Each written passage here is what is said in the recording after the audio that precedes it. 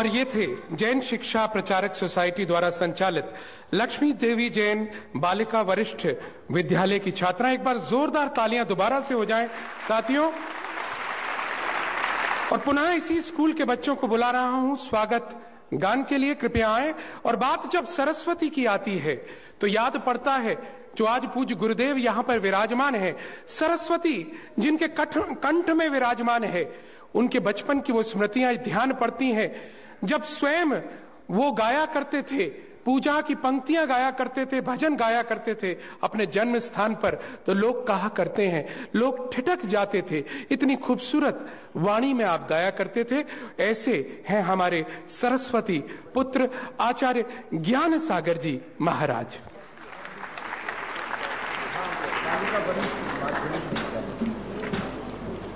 अतिथि देवो भव।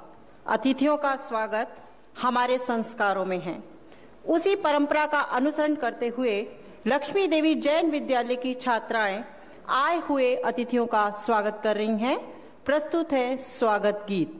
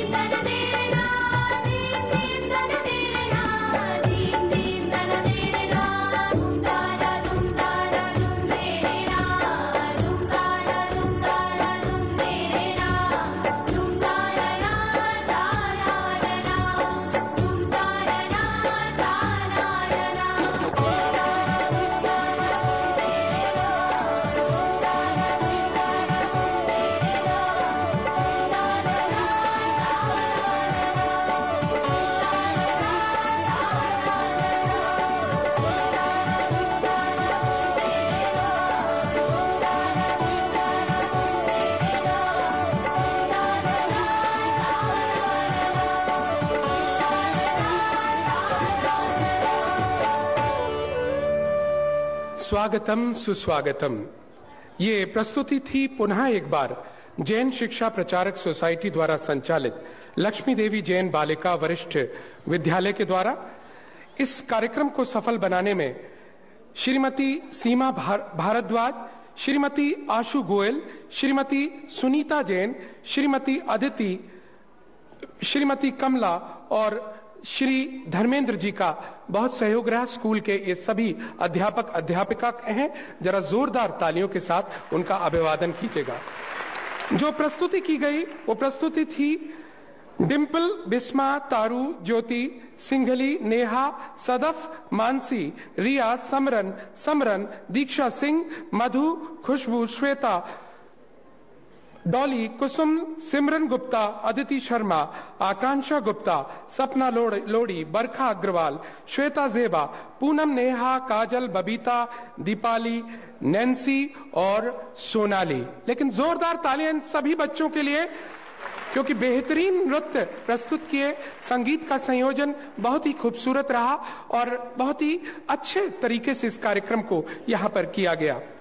आइएगा दोस्तों और साथियों, अब बढ़ना चाहेंगे अपनी संस्था, जिस संस्था का नाम animal welfare society of India है। दोस्तों, जब ये मेरे पास इनविटेशन मिला कि मुझे संचालन करना है इस animal welfare society of India के कार्यक्रम का, मुझे आश्चर्य हुआ, क्योंकि अभी तक इस भारत में बहुत सी मानव कल्याण की संस्थाओं का नाम सुना था, लेकिन एनिमल वेलफेयर सोसाइटी यानी पशुओं के कल्याण की यह संस्था, दोस्तों दिल अभिभूत हो गया। एक बार जोरदार तालियां इस संस्था के लिए चाहूंगा आप सभी के। और अब मैं बुलाना चाहूंगा इसी संस्था के secretary general doctor HS Jain साहब को, आए और अपनी संस्था की प्रगति रिपोर्ट प्रस्तुत करें आप सबकी जोरदार तालियों के बीच में।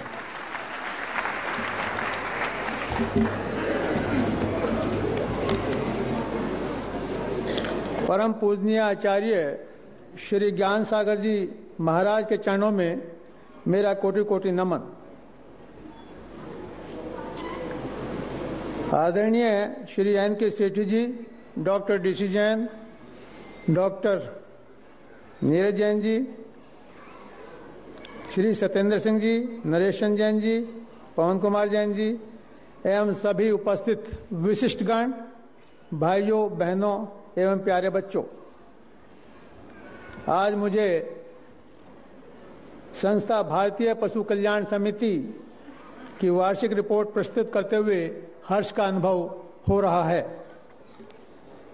महानुभावों, आप में से अधिकांश को यह सुविदित है कि शाकाहार के माध्यम से अहिंसा व जीवदया को समर्पित आपकी संस्था भारतीय पशु कल्याण समिति का गठन 1981 में कुछ वैज्ञानिकों, शिक्षाविदों, चिकित्सकों, समाज सेवियों की देश में मांसाहार के बढ़ते चलन से उभरी पीड़ा का परिणाम था। 1983 में विज्ञान भवन में 2 दिवसीय राष्ट्रीय सेमिनार के द्वारा इसने देश विदेश के सभी अहिंसा प्रेमियों में जागृति पैदा की और 1985 में 5 दिवसीय विश्व सम्मेलन के माध्यम से शाकाहार अपनाने की आवश्यकता को स्वास्थ्य एवं पर्यावरण की रक्षा से जोड़कर बेजुबान प्राणियों की रक्षा को विश्वव्यापी मुद्दा बना दिया। इस संस्था की सतत जागरूकता एवं सक्रियता के परिणाम स्वरूप अनेकों अस्पतालों में मांसाहार परोसने पर रोक लगी। अनेकों यांत्रिक बूचड़खाने खुलने से रोके गए। जीव हिंसा और भूकंप आदि प्राकृतिक आपदाओं के बीच संबंध की वैज्ञानिक पहचान स्थापित कराई गई। शिक्षा के नाम पर पशुओं पर होने वाले परीक्षणों पर प्रतिबंध लगा। अपने नियमित कार्यक्रमों में यह समिति जनसभाओं में, व्याख्यानों, प्रदर्शनियों, रैलियों, सेमिनारों आदि के द्वारा जनमानस एवं छात्र छात्राओं में शाकाहार व जीवदया के प्रति सम्मान व रुझान भरने का कार्य करती है। साथ ही साथ मांसाहार के दुष्परिणामों व शाकाहार के लाभों की विस्तृत जानकारी भी देती है। जीव दया प्रसार के साकार उदाहरण रूप विशेष अवसरों पर पशुओं को रोटी एवं पक्षियों को दाना डालना संस्था के सदस्यों का स्वभाव बन गया है।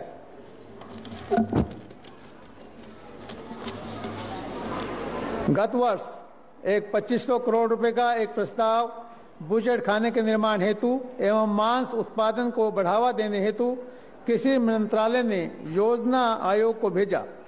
तत्काल इस विषय पर आपकी संस्था द्वारा कार्रवाई की गई, जिसके फलस्वरूप योजना आयोग ने लिखित रूप से आश्वासन दिया कि मांस उत्पादन को बढ़ाने हेतु आर्थिक अनुदान नहीं दिया जाएगा, जो एक बहुत बड़ी उपलब्धि है। दिल्ली नगर निगम के स्कूली बच्चों के लिए मध्याह्न काल भोजन में अंडा परोसने की योजना भारतीय पशु कल्याण समिति के सशक्त विरोध से एवं प्रयासों के परिणाम स्वरूप निरस्त हुई। संस्था पुनः आप सभी का आह्वान करती है कि जीव दया, स्वास्थ्य व पर्यावरण रक्षा के इस महायज्ञ में अपना योगदान निरंतर देते रहें, जिससे आपकी संवेद आवाज से उठी तरंगे शासन का मानस बदलने में के लक्ष्य को पा सके। डॉक्टर्स फोरम भारतीय पशु कल्याण समिति के द्वारा इस 2 दिवसीय कार्यक्रम का आयोजन विशेष रूप से इसलिए किया गया है कि अध्यापकों को इस बात का ज्ञान कराया जाए कि छात्र छात्राओं में नशे की बुरी आदत दिन प्रतिदिन बढ़ती जा रही है। यह नशा न केवल शराब द्वारा परंतु जुआ खेलना, नशीली दवाओं के प्रयोग से, चोरी करना, अश्लील चित्रों का एवं सोशल मीडिया के अत्यधिक दुरुपयोग करने का बच्चों को बुरी तरह ग्रसित कर रहा है। इन नशे की आदतों से बच्चों का विकास रुक जाता है। अनेक छात्र छात्राएं डिप्रेशन, मानसिक संताप आदि रोगों से ग्रसित हो जाते हैं, यहाँ तक कि आत्महत्या जैसे जघन्य अपराध कर बैठते हैं।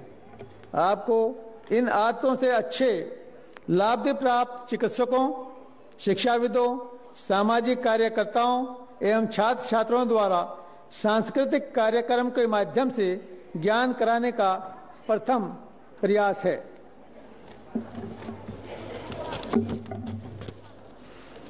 और आज का जो प्रोग्राम है, इसका एक ब्रीफ इंट्रोडक्शन भी मैं आपको बता दूं। आज का कार्यक्रम हमने 3 सत्रों में संपन्न होगा, जिसके पहले सत्र में इनॉग्रेशन एवं वेलकम, इसमें अतिथियों के भाषण के साथ साथ आचार्य श्री ज्ञान सागर जी महाराज द्वारा आशीर्वाद दिया जाएगा। दूसरे सत्र में शराब के व्यसन के बारे में चर्चा होगी, जिसमें जाने माने विशेषज्ञों द्वारा विस्तृत जानकारी दी जाएगी। 1 बजे का समय हमने भोजन के लिए रखा है। तीसरे सत्र में दूसरे प्रकार के व्यसन जैसे जुआ, परस्त्री, चोरी एवं इलेक्ट्रॉनिक गैजेट्स आदि पर विस्तृत जानकारी विशेषज्ञों द्वारा दी जाएगी। साथ में चोरी एवं जुआ पर लघु नाटिका भी प्रस्तुत की जाएगी और यह सत्र 3 बजे तक चलेगा।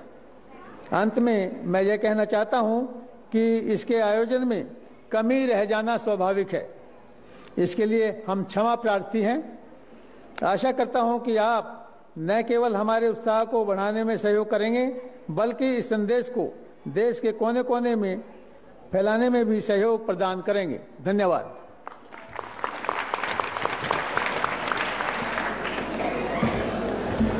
बहुत बहुत धन्यवाद। ये थे secretary general doctor HS. Jain, animal welfare society of India. आज का ये प्रसारण सीधा पारस चैनल के माध्यम से करोड़ों जनता सीधे देख रही है। संदेश जो इस मंच से जाना चाहता है वो पूरा विश्व देख रहा है। और एक नारा जो डॉक्टर डी.सी. जैन साहब अक्सर लगवाते हैं, मैं आप सब से चाहूंगा आप सब एक बार दोहराएं, क्योंकि बात अंडे की आई थी। तो संडे हो या मंडे कभी ना खाओ, संडे हो या मंडे। इस तरह से बोलेंगे तो क्या आनंद आएगा। एक साथ बोलिएगा, संडे हो या मंडे, जी हाँ दोस्तों और साथियों, ये दिल्ली में एक बहुत बड़ी जीत इस संस्था को मिली है। पूरे भारत में इसी प्रकार की जीत मिले, हम यही कामना करते हैं। और कामना करते हुए दीप प्रज्वलन के लिए अब अनुरोध करना चाहेंगे, ज्ञान ज्योति का दीप प्रज्वलित करेंगे। मैं अनुरोध करूंगा हमारे अध्यक्ष श्री सत्येंद्र सिंह जी साहब, doctor DC Jain, doctor HS Jain, Shri Naresh ji, Shri Nirmal Kumar ji Sethi, Shri Praveen ji, Shri Naveen ji कृपया आएं और दीप प्रज्वलन करके कार्यक्रम को आगे बढ़ाएं।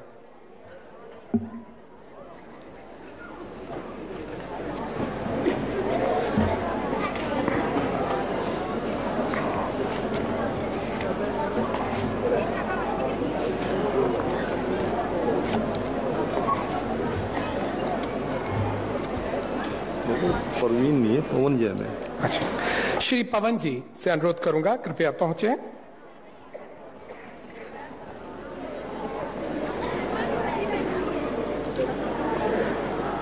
और सभी अतिथियों से अनुरोध थोड़ा फैल कर खड़े हो जाएं, जिससे हमारे फोटोग्राफर बंधु आपकी एक सुंदर सी चित्र को भी उतार सकें। बहुत बहुत धन्यवाद।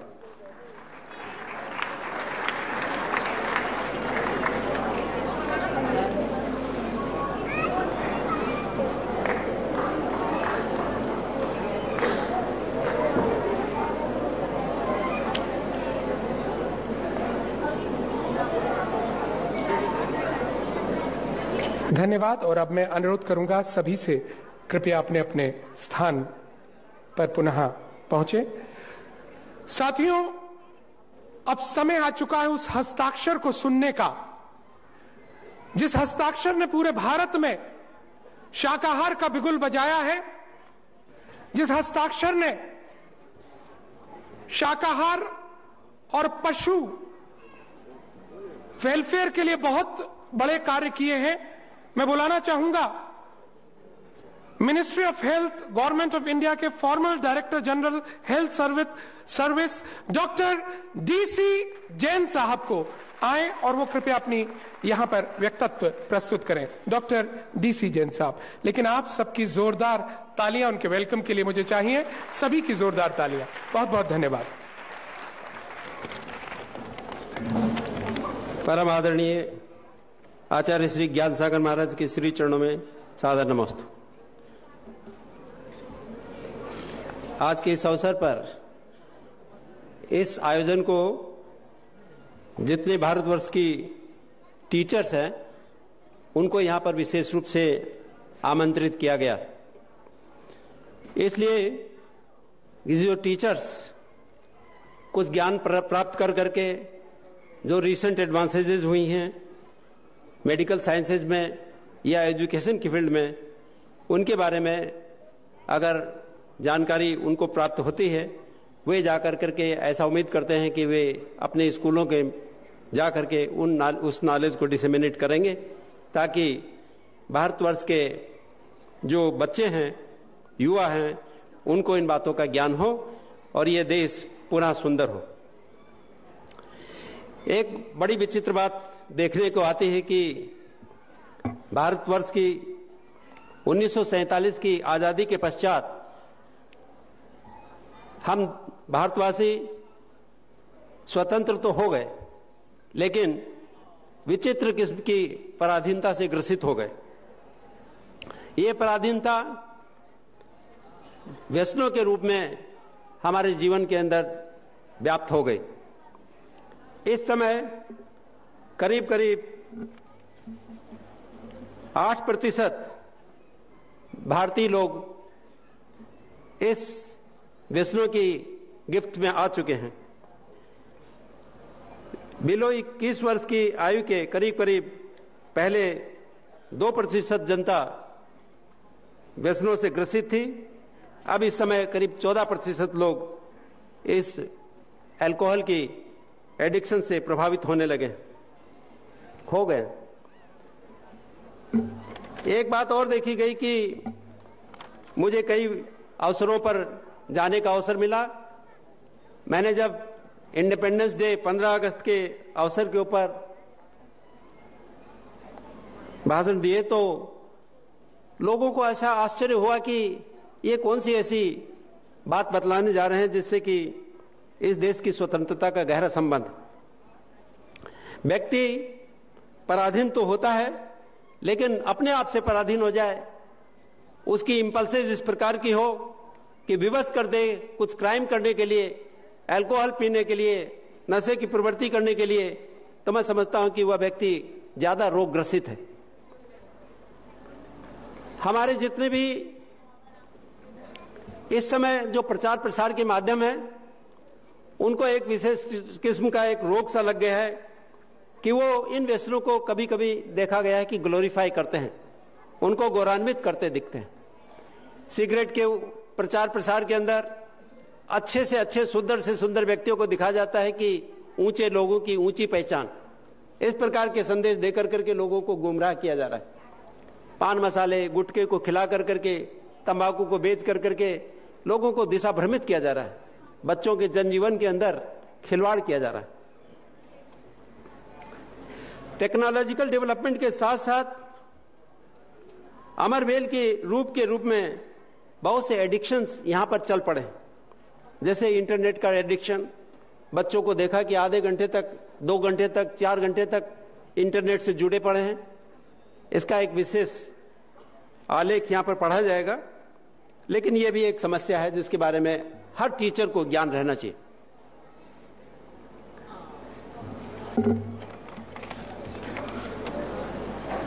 बहुत से लोग ऐसे समझते रहे कि शिक्षा के नाम पर हिंसा वाजिब है, लेकिन हिंसा चाहे वो किसी रूप में हो, अगर किसी व्यक्ति के बच्चे के दिमाग में हिंसा का बीज आरोपित कर दिया जाता है तो वह बड़े बड़ों को मारने में भी नहीं चूकता। एक उदाहरण मुझे देखने को मिला कि एक किसी के यहाँ कोई कर्मचारी कार्य करता था और वह कर्मचारी, उनके जो मालिक जो थे, उन्होंने देखा कि कोई एक तिलचट्टा या कोई जानवर आया तो वह कर्मचारी उसको मारने के लिए दौड़ा, लेकिन मालिक ने कहा कि नहीं, इसने क्या ऐसा अपराध किया है और इससे क्या हमें नुकसान होने वाला है जिसे तुम इसे मारने जा रहे हो। उस व्यक्ति को रोका और उसने महसूस किया, बाबूजी आप ये बात वास्तव में सही कह रहे हैं? उन्होंने कहा हाँ मैं सही कह रहा हूं और मैं चाहता हूं कि मेरे घर के अंदर किसी जानवर को, किसी जीव को न मारा जाए। उसका प्रभाव यह कि उस कर्मचारी के चित्त के ऊपर बड़ा गहरा प्रभाव पड़ा और उसने शपथ ली कि मैं इस प्रकार का कोई हिंसा का कार्य नहीं करूंगा। इसके विपरीत कुछ लोगों के यहां जिनको कि मारने की शिक्षा नहीं दी गई, उन्होंने अपने मालिक को ही अवसर पाकर के मार डाला। यानी ये हिंसा की प्रवृत्ति राइट फ्रॉम वेरी बिगिनिंग शुरू हो जाती है।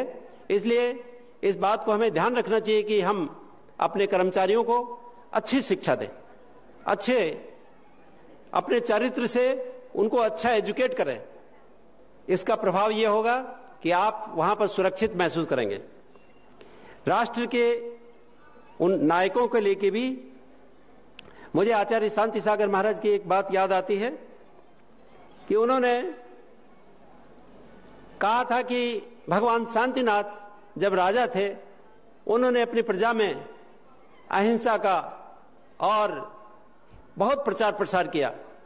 उसके प्रभाव से वे जितने दिन शासन किया, किसी प्रकार की उस राष्ट्र के अंदर डिस्टर्बेंसेज नहीं हुई।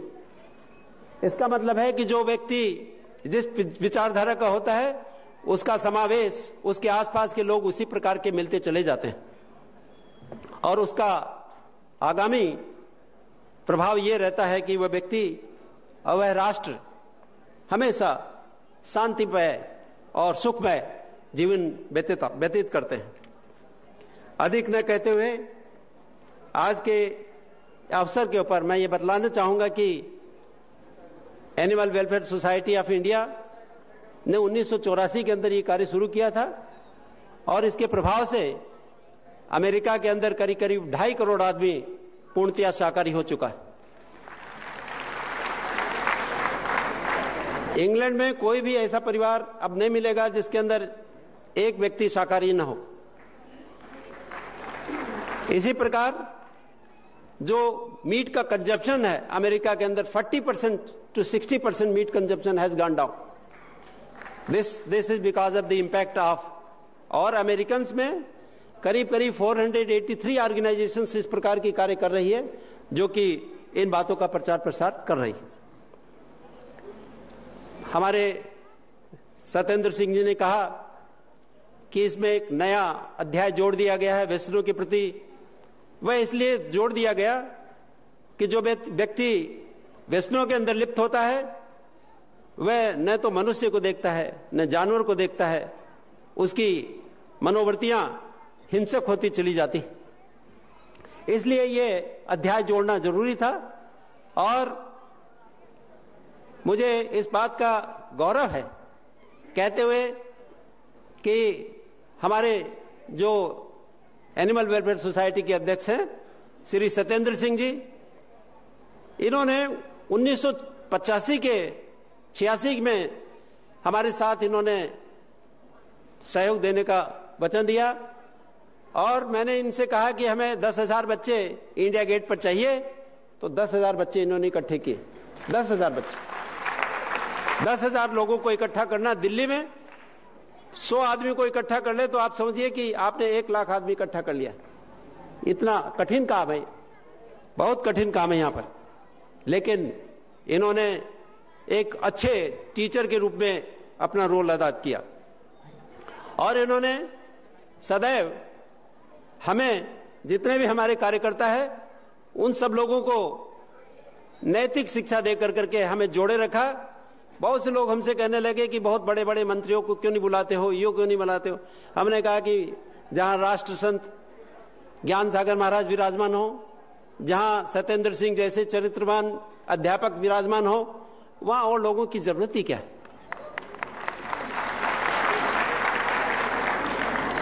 मैंने श्रीमान निर्मल कुमार सेठी जी से विशेष निवेदन किया है कि आपकी इतनी संस्थाएं भारतवर्ष में मैं देखता हूं जगह जगह बनी हुई है, एक सॉलिड प्रोग्राम क्यों नहीं किया जाए। एक साल के लिए हमारी गवर्नमेंटें बनती है, एनडीए की बनी, यूपीए की बनी, हम कुछ एक सॉलिड काम क्यों नहीं करें जहां पर हम भारतवर्ष की जनता के जनमानस के लिए हित की बात करें। इन्होंने मुझे आश्वासन दिया है कि इस बारे में उचित कार्यवाही की जाएगी। मुझे ऐसा लगता है कि कहीं मेरा जीवन खोखला न रह जाए।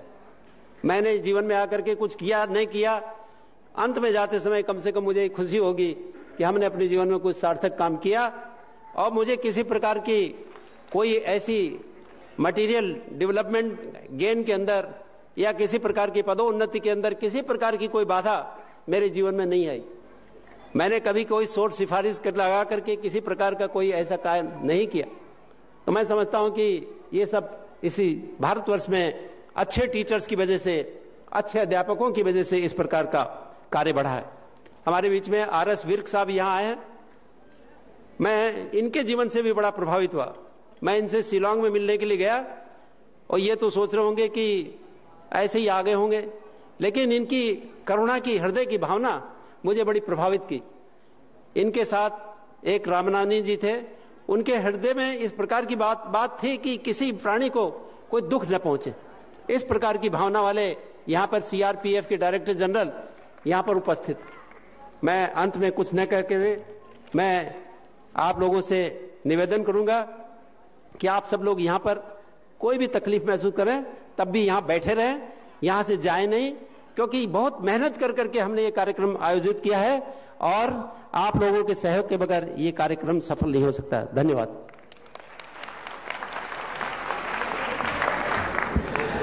बहुत बहुत धन्यवाद।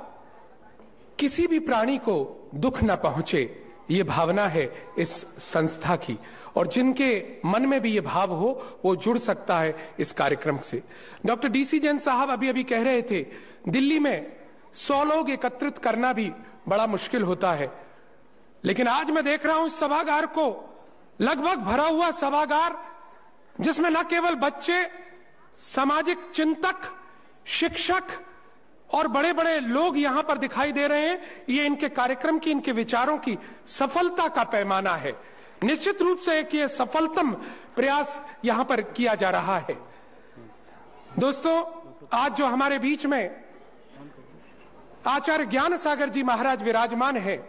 उन्होंने सदैव यही प्रयास किया है कि जन जन तक जीव दया और व्यसन मुक्त जीवन शैली का प्रचार और प्रसार करें। आपका मानना है जो व्यक्ति जैन मंदिर में मात्र जाकर पूजा पाठ करता है वही मात्र जैन नहीं है, लेकिन अगर जो व्यक्ति जीव दया का कार्य करता है वही सही मायने में सच्चा जैन है। तभी तो आचार्य श्री का प्रयास रहता है कि जहां भी जाएं समाज के बैंकर्स, डॉक्टर्स, जस्टिस, एडवोकेट्स, छात्र छात्रा, एमपी, एमएलए, साइंटिस्ट, इन सब की कॉन्फ्रेंसेस कराते हैं, क्योंकि समाज के ये वो महत्वपूर्ण अंग हैं जो नॉर्मली मंदिरों में दिखाई नहीं पड़ते, लेकिन वो मंदिरों से अधिक कार्य कर रहे होते हैं। तभी आचार्य श्री ऐसे व्यक्तियों के बीच में जुड़कर प्रचार और प्रसार करते हैं जीव दया का। दोस्तों, इस बात को आगे ले जाना चाहूंगा। आज हमारे बीच में एक कुशल वक्ता मौजूद है। All India medical science New Delhi के professor in neurology doctor Kamleshwar Prasad ji को आमंत्रित करना चाहूंगा आप सबकी जोरदार तालियों के बीच में, और अनुरोध करना चाहूंगा effect of alcohol on nervous system, शराब आदि का हमारे नर्वस सिस्टम पर क्या इफेक्ट होता है उस पर ये विचार व्यक्त करेंगे। एक श्रीफल अर्पण करेंगे आप हमारे पूज्य गुरुदेव के सामने।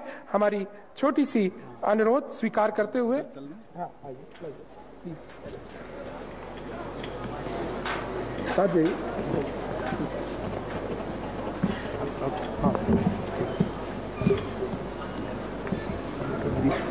और तब तक मैं अनुरोध करूंगा डॉक्टर नीरज जी से कृपया आपका परिचय प्रस्तुत करें।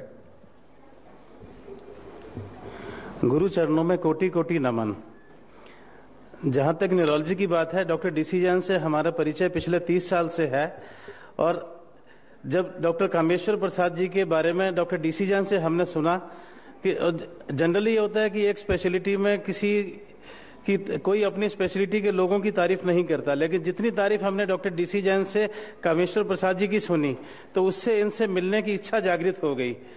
Doctor Kameshwar Prasad has done his MD and DM from All India Institute of Medical Sciences, Master of Science in Clinical Epidemiology and Health Research Methodology from McMaster University, Canada in 1993. He is Fellow of Royal College of Physicians, Edinburgh. Fellow. He has more than 270 original articles in international national journals, 14 book chapters, and he was awarded a civilian honor Padam Shri by the Honorable President of India. Now I will request Dr. Kameshwar Prasad to deliver his talk. 10 minutes.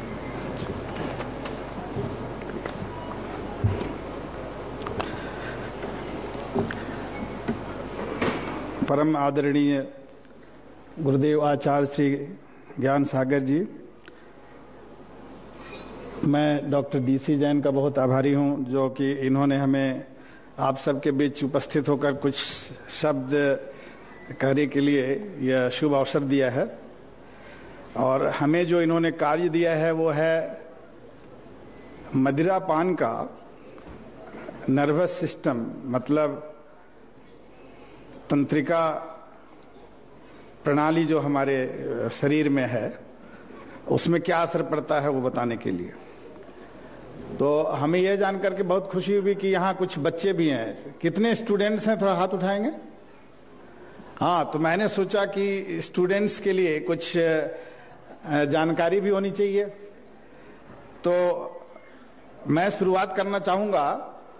थोड़ा students को revise कराऊं मैं ये nervous system का क्या structure होता है। ऐसे आप अगर शरीर में पॉइंटर है क्या, पॉइंटर, शरीर को अगर बिल्कुल पारदर्शी बना करके देखें तो नर्वस सिस्टम इस तरह का दिखेगा। और इसमें जो रंगीन है, रंगीन पार्ट जो है ये बीच में, इसको कहिए सेंट्रल नर्वस सिस्टम कहते हैं। दो पार्ट हैं, आप देख ही रहे हैं, ये ब्रेन है और इसको स्पाइनल कॉर्ड कहते हैं, और बाकी जो इससे नसें निकल रही हैं उसको पेरिफेरल नर्वस सिस्टम कहते हैं। अब ब्रेन को थोड़ा सा और गौर करके देखिए तो इस तरह का दिखेगा। उसको साइड से हम देख रहे हैं या बीच में इस तरह से काट के देखिए अगर, तो ऐसा लगेगा जैसे ये पूरा एक जो है बड़ा डोमिनेटिंग सा स्ट्रक्चर है। ये बहुत एरिया को कवर करता है। इसको बोलते हैं सेरिब्रल हेमिस्फीयर। और एक पीछे यहाँ जो आपको छोटा दिख रहा है, ये एक आपका ये फल जैसा दिखता है कि कटा हुआ, लेकिन ये इसको सेरिबेलम कहते हैं। और ये सबको जो कनेक्ट किया हुआ है, इसको जैसे पेड़ होता है उसमें स्टेम होता है, उस तरह से इसको ब्रेन स्टेम कहते हैं, क्योंकि ये सबको कनेक्ट किए हुए होता है। तो ये हमारा ब्रेन का आप कहिए कि स्ट्रक्चर है। और जैसे आप समाज में देखते हैं कि तरह तरह के स्पेशलिस्ट हैं, कोई हड्डी जोड़ विभाग का स्पेशलिस्ट है, तो कोई बोलता है मैं हृदय का रोग का स्पेशलिस्ट हूं, कोई कहता है मैं संगीत का स्पेशलिस्ट हूं। इसी तरह से इस ब्रेन में क्या हुआ है कि जगह जगह स्पेशलाइजेशन दे दिया गया है। और जैसे कुछ एरिया है जो हमारी याददाश्त के लिए है, तो कुछ एरिया है जो कोऑर्डिनेशन मतलब तालमेल बैठाने के लिए, अपने विभिन्न भागों के बीच तालमेल बैठना चाहिए। कुछ दृष्टि के लिए है, तो कुछ सेंसेशन के लिए है, तो कुछ मूवमेंट के लिए है। इस तरह से जगह जगह हमारे ब्रेन में स्पेशलाइजेशन है। तो इस चीज को ध्यान में रखेंगे, क्योंकि जब शराब का असर हम बताएंगे नर्वस सिस्टम पे, तो जिस एरिया में असर होगा उस हिसाब से उसका प्रभाव भी दिखेगा। लेकिन शुरू में मैं एक चीज कहना चाहता हूं कि कई आदतें तो ऐसी होती हैं जो कि मनुष्य को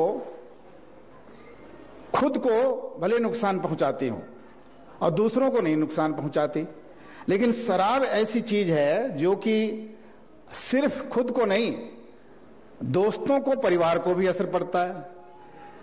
यहां तक कि रास्ते में गाड़ी चला रहे हैं और ढंग से नहीं चलाए, एक्सीडेंट हो गया, तो बेचारे जो बेकसूर हैं, जो रास्ते में चल रहे हैं, उनको भी नुकसान पहुंचता है। और महिलाओं को ध्यान रखना चाहिए कि गर्भवती महिलाएं अगर शराब का सेवन करती हैं तो जो बच्चा अभी पैदा भी नहीं हुआ है उस पर भी शराब का बुरा असर पड़ता है।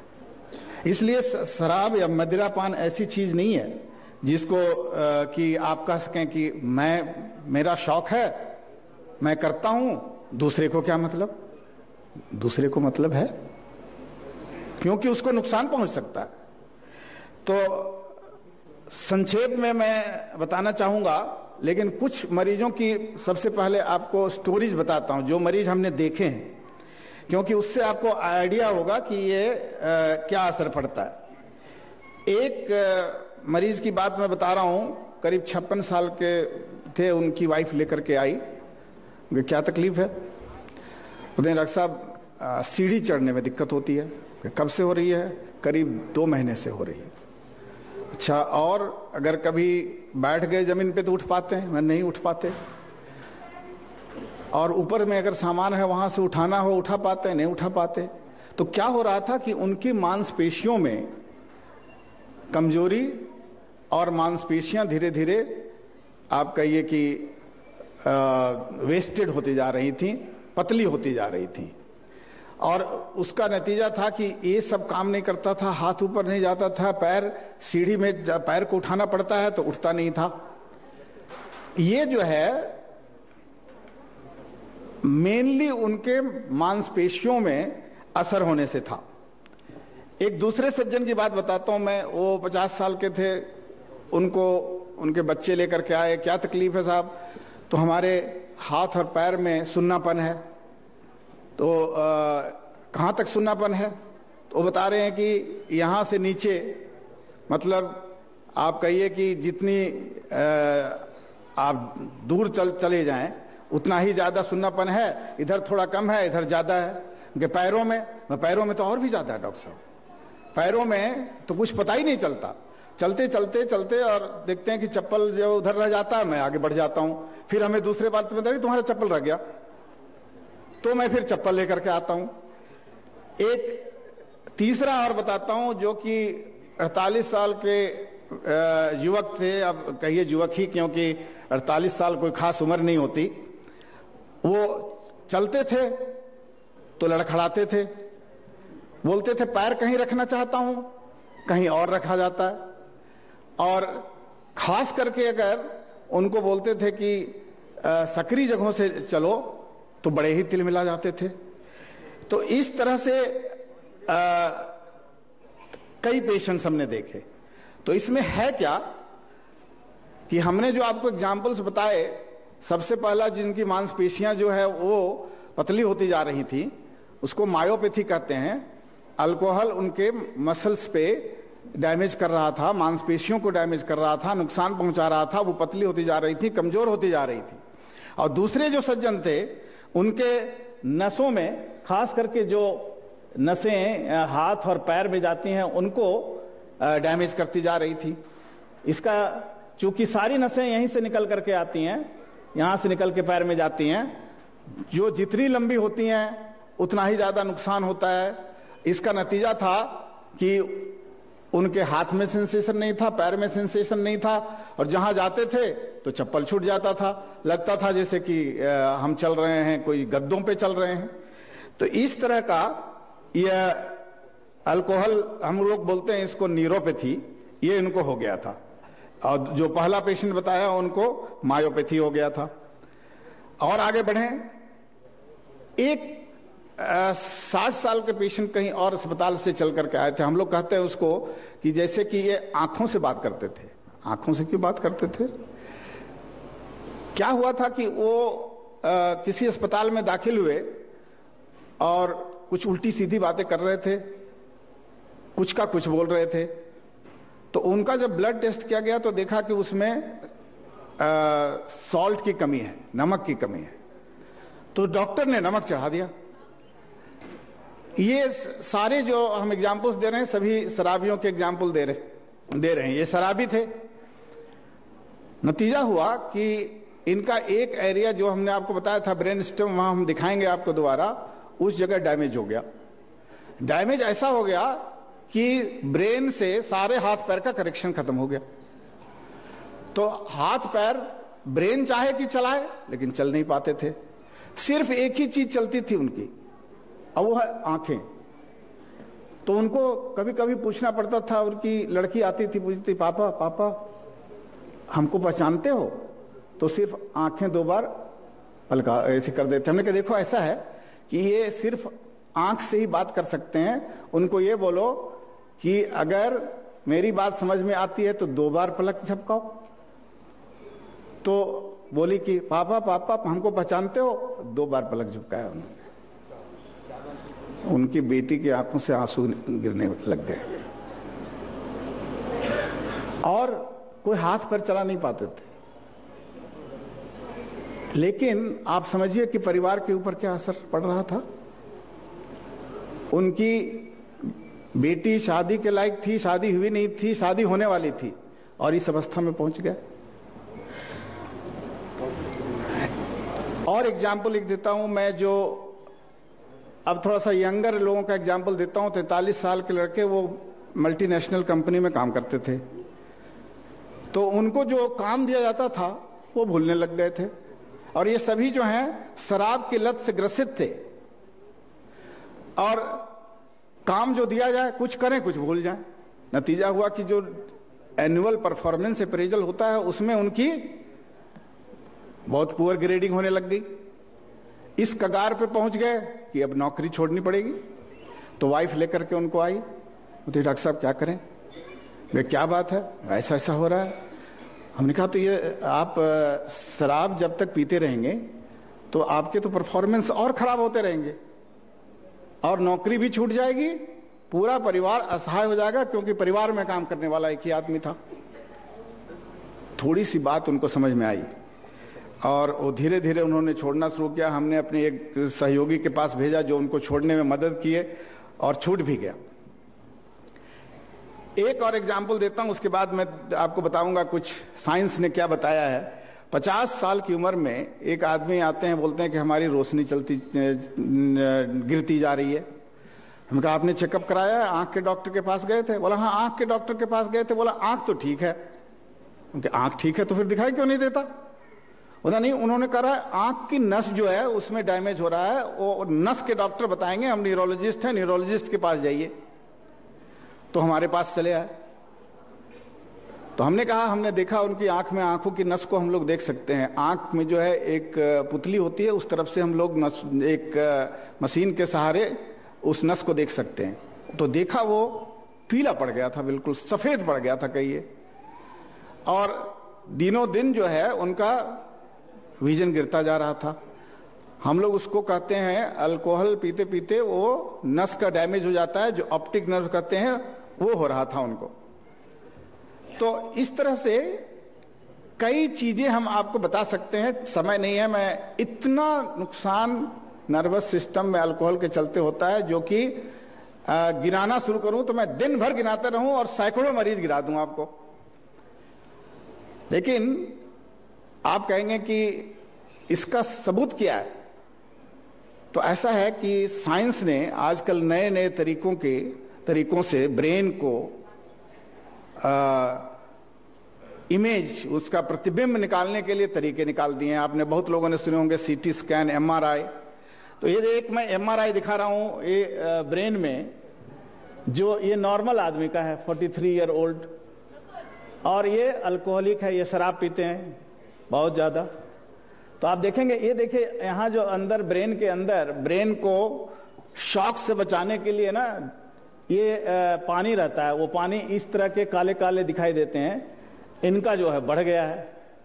और ये सब ऊपर में हमने जो दिखाया था आपको, जो लाइनें होती हैं, वो लाइनें देखिए कितनी गहरी हो गई हैं, मोटी हो गई हैं, इसलिए इनका ब्रेन जो है वो श्रिंक कर गया है, इनका ब्रेन जो है वो थोड़ा पतला हो गया है। इसीलिए जहां ब्रेन भरा भरा दिखता है, यहां कई जगह खाली खाली दिखता है। ऐसे ही आदमी भूलने लग जाते हैं काम, लोगों को भूलने लग जाते हैं, और धीरे धीरे इस स्थिति में पहुंच जाते हैं किसी को पहचानते भी नहीं, और बाद में जाकर के इनकी नौकरी छूट जाती है। सॉरी,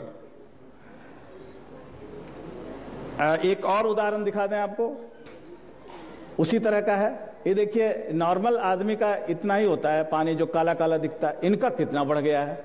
क्यों पानी क्यों बढ़ गया? क्योंकि ये सब जो है पतला पड़ गया, तो उसकी जगह पे पानी भर गया, इस जगह को पानी ने ऑक्युपाई कर लिया। यहां भी देख रहे होंगे ये सब लाइनें जो हैं वो पतली पतली हैं, इनकी गहरी और मोटी हैं। तो ब्रेन जो होता है, ब्रेन के सेल्स को अल्कोहल मारता है। अल्कोहल किल्स ब्रेन सेल्स, वो जो है मारते जाता है, संख्या उनकी कम होती जाती है। लेकिन एक चीज और है कि अगर आप शुरू में ही सचेत हो जाते हैं, एक तो शुरू ही ना करें, जो शुरू कर चुके हैं गलती से वो अगर जल्दी छोड़ दें तो कुछ हद तक ये रिवर्सिबल भी होता है। तो मैं समय के अभाव में बहुत ज्यादा नहीं बताना चाहूंगा, बहुत देर तक नहीं बताना चाहूंगा, लेकिन आप देखिए कि जिस आदमी की पैरें लड़खड़ा रही थी और उसका पैर कहीं चाहता था कहीं पड़ता था, उसका ये डैमेज था, सेरिबेलम कहते हैं जिसको। एक मरीज जो आपको बताया, जो सिर्फ आंखों से बात करता था, उसका यहां डैमेज था पॉन्स में। और एक जिनकी मेमोरी चली जा रही थी, वो उनका यहां डैमेज था। और भी कई एरियाज में डैमेज होते हैं, मेमोरी का एक और एरिया होता है जो आपको हमने दिखाया था। तो इस तरह से अल्कोहल ब्रेन को सब तरफ से मारता है, ऊपर से भी नीचे से भी। नीचे से हमने दिखाया आपको कि नसें कैसी मारी जाती हैं, मरती जाती हैं, यहां तक कि नसों के आगे चली जाइए, जो मांसपेशियां हैं वो भी, उसमें भी असर आने लगता है, और ऊपर से भी मारता है। मतलब ब्रेन का शायद ही कोई ऐसा भाग होता है जिसमें अत्यधिक शराब के सेवन से बुरा असर नहीं होता। फिर भी लोग ये ऐसा करते हैं। लास्ट में कुछ स्टोरीज में बताऊंगा। एक 40 साल के युवक थे, उनकी वाइफ रोते रोते आई मेरे कमरे में, और मैं पूछ रहा हूं कि क्या तकलीफ है, क्या तकलीफ है। ये सज्जन तो कुछ बता नहीं रहे थे, और उनकी वाइफ रोती चली जा रही थी, आंखों से आंसू नहीं रुक रहे थे। हमने कहा बात क्या, आप जब तक बताएंगे नहीं हम कैसे आगे बढ़ेंगे, आप कुछ तो बताइए। बोलते देखिए इन्होंने ऐसी गलत धारणाएं बना ली है, हमारे ऊपर शक करते हैं। मैं इतनी धार्मिक महिला हूं और हमारे ऊपर इन्होंने गलत शक करने शुरू कर दिए। हमने पूछा शराब पीते हैं क्या? तो हाँ शराब पीते हैं, बहुत पीते हैं। तो ऐसा होता है कि शुरू के स्टेज में आदमी को गलत गलत धारणाएं होने लगती हैं। आप सोचेंगे कि ये आदमी तो बिल्कुल अच्छा है, ऐसी क्या बात है, तो बहुत तंदुरुस्त दिख रहा है, लेकिन उसकी धारणाएं गलत होने लगती हैं। ये शुरू के स्टेज में भी हो सकता है। और लास्ट एक स्टोरी है जो कि 55 ईयर ओल्ड जेंटलमैन थे। वो एयरपोर्ट पे उतरे और सामान जो आता है उस बेल्ट पे सामान आने लगा। तो ये अपना सामान उठाना चाहे तो उठा ही ना पाए, कहीं और हाथ पड़ जाए। फिर जो है लोगों ने कहा क्या बात है आपका, कई बार आपने ट्राई किया, आप अपना सामान क्यों नहीं उठा रहे हैं? उधर नहीं, ऐसा है कि हमें दो दिख रहे हैं। तो फिर लोगों ने मदद की, उठाए, आए, फिर अपने घर आए तो लोग लेकर के उनको अस्पताल में आए। तब तक उनका मस्तिष्क और भी कम काम करना शुरू कर दिया था, कंफ्यूज से हो गए थे। उनको एडमिट किया हम लोगों ने, कोशिश की, लेकिन ये लास्ट स्टोरी है, ये बता दूं कि उनको हम लोग नहीं बचा सके। तो अल्कोहल ऐसी चीज है जो जानलेवा भी हो सकती है। सिर्फ इसलिए नहीं कि अल्कोहल मारता है, अल्कोहल पीने वालों को और सब खाने पीने की आदत नहीं रहती और भूल जाता है, खाने की डेफिशिएंसी हो जाती है, विटामिन की डेफिशिएंसी हो जाती है, उसके चलते कई जगह जो है डैमेज हो जाता है। अल्कोहल पीने वालों को हमने देखा है कि वो बहुत बड़ा सर में क्लॉट लेकर के चले आए। क्यों? क्योंकि वो कहीं गिर गए थे, चोट लग गई, पता ही नहीं रहा, होश नहीं रहा। वो सोचे कि मैं ठीक हो गया, दूसरे दिन सुबह वो धीरे धीरे वो क्लॉट बढ़ता गया और एक समय आया कि बिल्कुल बेहोश से होने लग गए। तो मैं इतनी अल्कोहल की स्टोरीज हैं कि मैं जैसा कह रहा था कि मैं बता नहीं सकता, लेकिन कुछ लोग बोलते हैं इस तरह से कि अल्कोहल इतने ब्रेन सेल्स को मारता है, तो उन सेल्स को क्यों नहीं मार देता जो हमें पीने के लिए मोटिवेट करता है?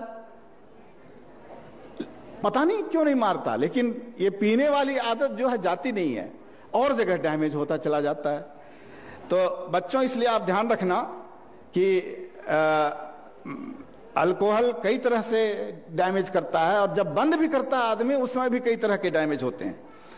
अब समय नहीं है कि मैं हर एक चीज को आपको बताऊं, लेकिन संक्षेप में हमने सारी चीजें आपको बता दी है। खास करके जो ऑर्गन का जो पार्ट्स ऑफ ब्रेन का डैमेज होता है वो सारी बात कर दी है। नस का भी डैमेज होता है, आपको बताया, मेमोरी का भी डैमेज हो जाता है, मसल का भी डैमेज हो जाता है।